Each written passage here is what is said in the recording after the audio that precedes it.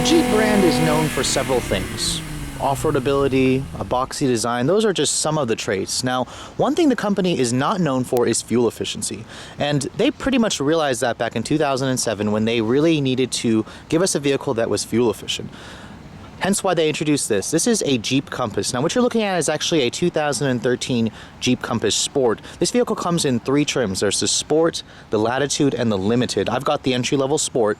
And throughout the years, Jeep has actually made some pretty extensive changes. 2011 was the year when they really did a thorough refresh. But other than that, this is essentially the same vehicle from 2007. And the platform that the Compass starts on is the Caliber. Not necessarily a great place to start, especially since Dodge just discontinued that vehicle. So expect a replacement Compass soon. However, Jeep basically has 2 versions of their small SUVs. This is the Compass, which they claim will attract more females to the brand. And then they've also got the Patriot, which has more boxier styling, which they say will attract more males. Honestly, I think this is a really cute looking SUV, I guess, per se. Not necessarily what the Jeep faithful want, but in 2011 when they updated the vehicle, they gave it the front end from the Grand Cherokee. Basically that 7-slot grille, the nice rectangular headlights. It looks like a baby Grand Cherokee, which is a good place to start. Those 17-inch wheels, they look nice. They come standard when you get the 2.4-liter engine and 4-wheel drive. And overall, this vehicle competes along the lines of the Ford Escape, the Honda CR-V, basically the head of the core of the compact SUV class. So there's a lot of competitors out there, and the Compass offers some of the traditional Jeep strengths as well as some of the weaknesses as well. Now, opening the door and checking out this interior, you can see it's got basically the same steering wheel off of the Grand Cherokee. It was thoroughly updated in 2011 when it got the exterior refresh. Now, because this is a small SUV, it's really easy to step inside this vehicle. It's got a really good step-in height.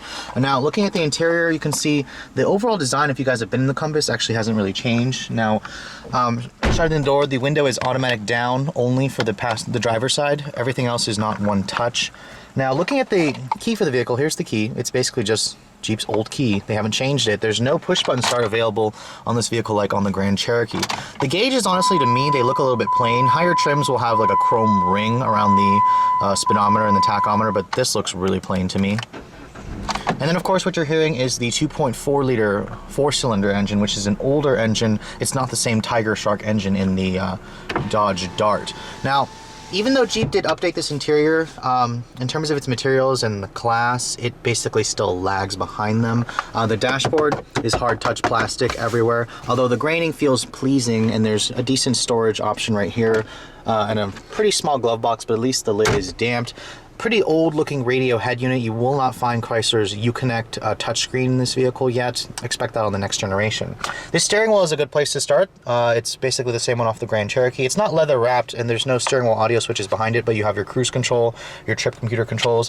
Where they did improve the materials are the door panels. This is soft touch right here where your elbows are going to rest. You have a chrome door handle, and it's padded right here, although I'm surprised it's not like cloth or leather stitch, something like that. A few things that you may not notice. This one has manual climate control. However, you cannot get like dual zone. It only comes with a single zone automatic if you do get automatic climate control. This particular one has the CVT transmission.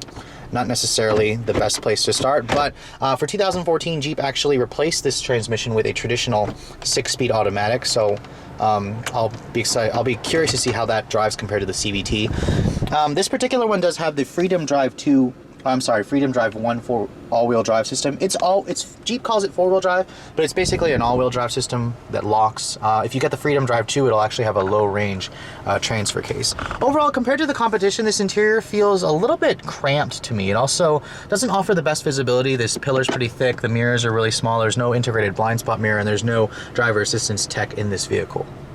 Now, looking at the back seat, this is basically where the Compass also lags behind the competition.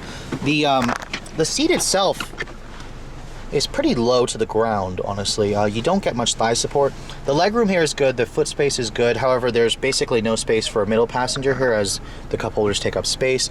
Some of the plastics here feel a little bit below par. They feel a little bit cheap. You got no mat pockets here, and then this whole seat back here is hard plastic, so if you're not wearing your seatbelt and you happen to get an accident, I'm assuming your knees will crash right into this. Looking at the door panels in the back, they're hard plastic. They didn't follow through with the front. And then down here is even hard plastic where your elbows are going to rest, so that's a little bit of a disappointment. Now, looking at the cargo area, this is where a compact SUV really needs to shine.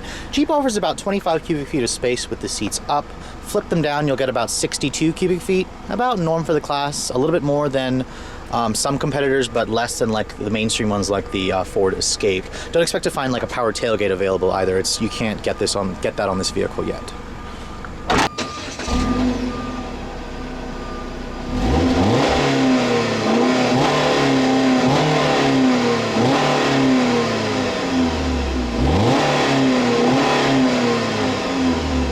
Now, looking under the Compass's somewhat small hood, you'll find a relatively small engine, for a Jeep at least. This is the company's 2.4 liter 4-cylinder engine. It doesn't have direct injection, it has dual variable valve timing, which is what most modern 4-cylinders have these days.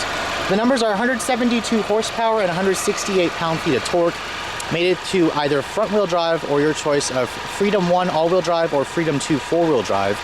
Fuel economy with the 2.4 CVT and all-wheel drive, like my tester here, is rated at 21 in the city and 26 on the highway, below the class leaders. If you guys go for the Freedom Drive 2, it'll actually drop that to 20 city, 23 highways, which is pretty paltry for this class. But let's take a look at how it all works together. Now, the Compass is one of the oldest compact SUVs on the market, so I was a little skeptical at first before driving this updated 2013 model, but I'll give it a chance. I'll see what Jeep has done, and let's see if some of the changes they made are beneficial to this vehicle.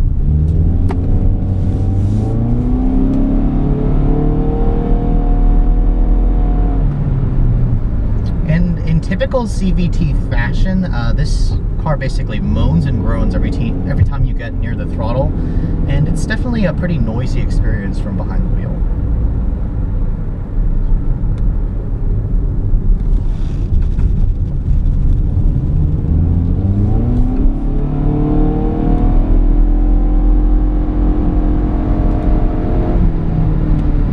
Now, with 172 horsepower on tap, it has adequate power for the class, pretty much the norm. However, the CVT really just ruins the experience. It sends the RPMs wailing up to 5,000 RPM every time you're trying to accelerate, and this thing takes about 10 seconds to get to 60. It just has to do with the fact that it's a 4-cylinder with a CVT. It moans and it groans, and I've driven much better CVTs, honestly. I'll be curious to see how the 2014 models drive with the 6-speed automatic, but I gotta say, this transmission is not my favorite. How about going down the road here, just driving the vehicle? Well, it's a pretty nimble vehicle. The Compass feels very small. The steering offers okay feedback. The vehicle actually changes directions pretty well.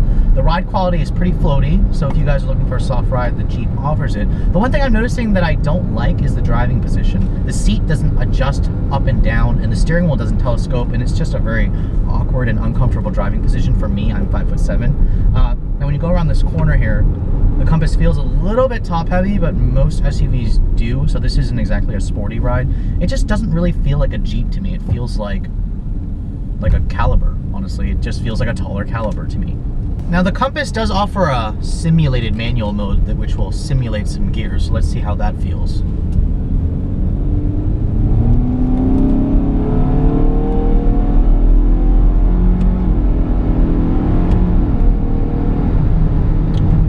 Honestly, most of you probably will never use it, but when you do use it, it actually gives you 6 simulated ratios, so it tries to mimic a 6-speed automatic. But honestly, I felt transmissions that definitely feel like an automatic transmission that are CVTs, and they do a really good job of hiding the fact. This basically will always let you know that you're driving a CVT, and you'll never forget every time you get on that throttle trying to accelerate. Now, in terms of the noise levels in this vehicle, it's pretty high, but mostly what you hear is just the engine when you get on it. Anytime you go near the throttle, anytime the tach goes above 2,000, you'll hear that engine moan and groan. But other than that, there's not very much road noise. There's a little bit of wind noise around the pillars, but honestly, you will hear much quieter SUVs when you test drive the competition. The Escape, for example, is one of the quietest compact SUVs on the market. So basically, that brings me to, why would you purchase the Compass? This is one of the older vehicles in the class. And it definitely shows in this interior as well, even though it has been updated. I'm not impressed with any of the materials in here, honestly. Everything just looks and feels pretty cheap, except for maybe the soft touch portion here on your elbow, where you'd rest your elbows. Again, basically, anytime you get on the gas, your passengers will think that you are abusing this thing, which basically it feels like you're abusing it when you're trying to accelerate hard.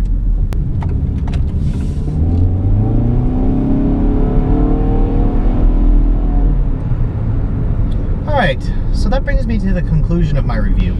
You can still pick up a 2014 Compass. Again, like I said, you can get it with a 6-speed automatic transmission. And you know, for those of you who are considering this vehicle, I would highly recommend going with the 6-speed automatic. The CVT really is just an awful transmission for me. And you know, in terms of the class, if you guys pick this vehicle, it would mean a couple things. You really like Jeeps, you like the way it looks. I don't blame you. It's an attractive looking SUV, small SUV. And also the price. This is one of the cheapest compact SUVs on the market to buy, and it definitely shows. There's the old saying, you get what you pay for, and it definitely still shows up here. So if you guys are in the market for a Jeep Compass or a compact SUV, I would probably say avoid this, wait for the next generation model, the Cherokee for example that's coming out, and check out the competition. You guys would really be doing yourself a disservice if you didn't. Thanks so much for watching, guys. I'll catch you all later.